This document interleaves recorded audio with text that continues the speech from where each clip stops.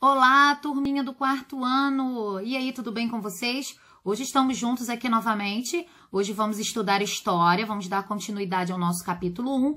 Vamos falar mais um pouquinho sobre os indígenas, tá bom? Assistam a videoaula completa, prestem atenção nas atividades e no final a tia Fê vai voltar com mais uma novidade para vocês, tá bom? Um beijo!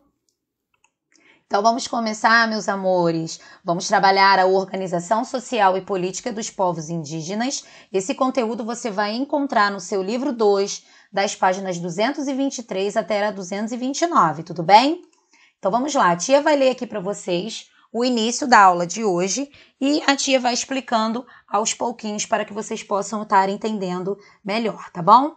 Organização social e política dos povos indígenas.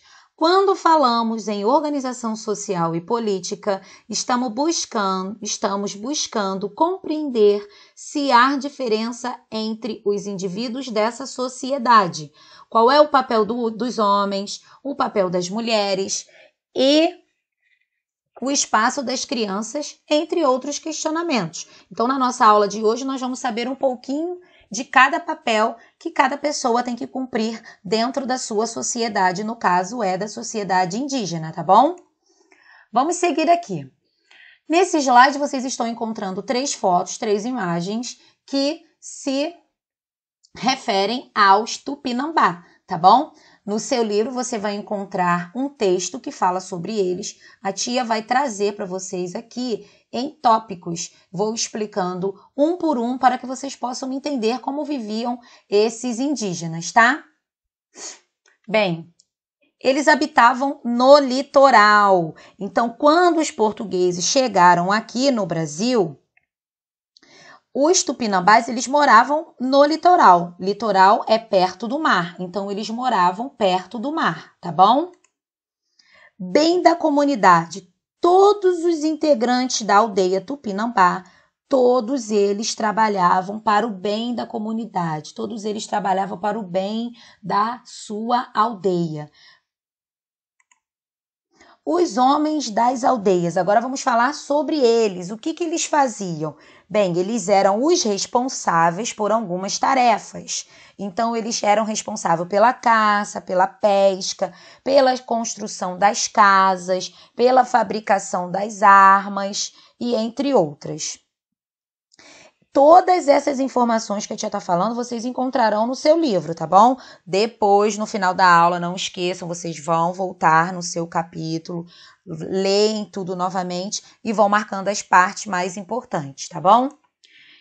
Passar as tradições. Essa tarefa, quem era responsável por passar as tradições eram os homens das aldeias. Então, eles passavam todas as tradições das aldeias para as crianças das aldeias. Então, essas tradições eram passadas dos mais velhos para os mais novos. E quem tinha essa função nas aldeias dos Tupinambá eram os homens, tá bom?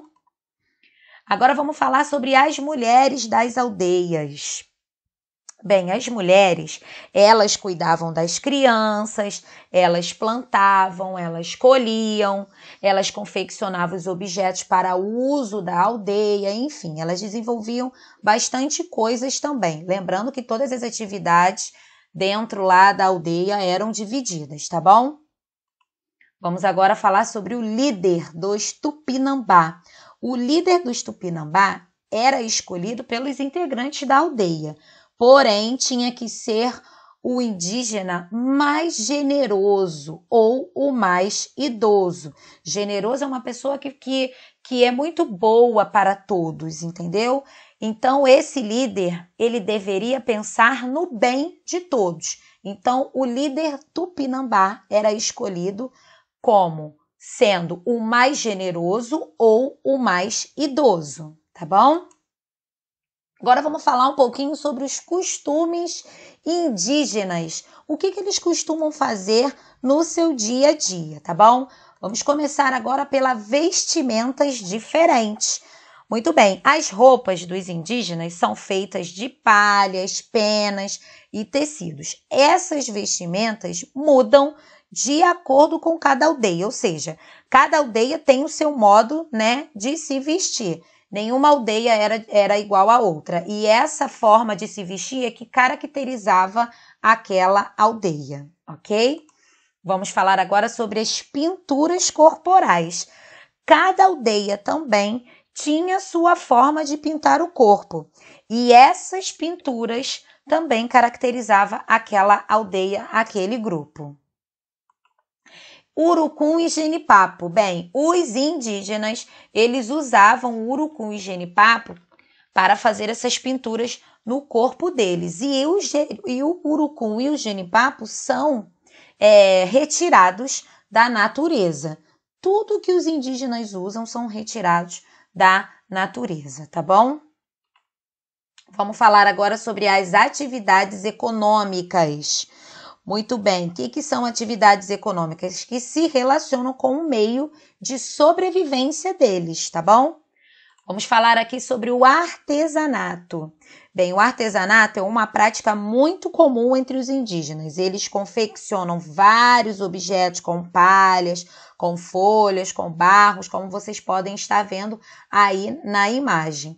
Todos esses materiais que eles fazem, né, o artesanato, são retirados da natureza. E todo o trabalho dos indígenas são feitos com as mãos, tá bom? É um trabalho manual. Caça e pesca. Bem, era por meio da caça e da pesca, né, que os indígenas completavam a sua alimentação. E também tem aí na imagem mostrando, né, a mandioca. Na época, a mandioca era o principal alimento, como vocês estão vendo aí na imagem, que eles, né, plantavam e colhiam. A agricultura era a atividade mais comum entre os indígenas. Eles tinham uma conexão muito grande com a natureza, né? E foi isso que facilitou para eles praticarem essa atividade de agricultura. A agricultura é ligado a plantar e colher, e essa prática é muito comum entre os indígenas. Lembrando que todas essas atividades econômicas e todas as atividades, os costumes dos indígenas são ligados à natureza, mas eles têm uma conexão muito grande com a natureza, então eles não destroem a natureza. Pelo contrário, eles cuidam muito bem da natureza, porque todo o meio de sobrevivência dos indígenas são ligados à natureza, tá bom? E agora vamos falar das nossas atividades de hoje. Vocês deverão realizar as atividades das páginas 224, 225, 226 e 229. Vocês também deverão realizar as atividades do material de apoio que se encontram nas páginas 39, 41 e 43 lá atrás do seu livro, tá bom? Então vamos lá, mais na dica da tia Fê. E aí, quarto ano, gostaram da nossa aula de hoje? Falamos mais um pouquinho sobre os indígenas, né? Eles têm uma cultura extraordinária e aprendemos que devemos valorizar a cultura dos indígenas, certo? E conhecer mais também, que é muito importante para o nosso conhecimento. Bem, não esqueçam, né, da nossa capa do livro, que aqui atrás vocês irão encontrar um texto que fala sobre a capa do livro 2. E aqui em cima nós temos o QR Code para vocês baixarem o aplicativo da realidade aumentada no seu celular ou no seu tablet, enfim, tá bom?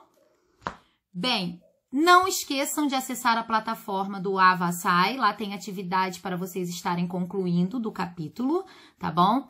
E na escola web também é importante que vocês participem lá colocando pelo menos um joinha lá para tia saber que vocês estão acessando a escola web, tá bom? Um beijo no coração de vocês e até a próxima!